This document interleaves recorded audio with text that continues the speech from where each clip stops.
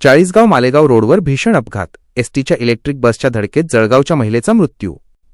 चाळीसगाव प्रतिनिधी शहरातील बेलगंगा साखर कारखाना परिसरासमोर काल रात्री एका भरधाव इलेक्ट्रिक बसने दिलेल्या धडकेत एका महिलेचा दुर्दैवी मृत्यू झाला।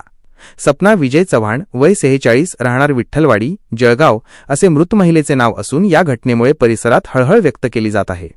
नेमकी घटना काय?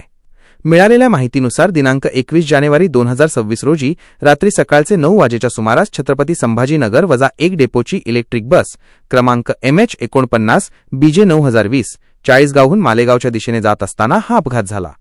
बेलगंगा साखर कारखान्यासमोरून जात असताना या बसने सपना चव्हाण यांना जोरात धडक दिली।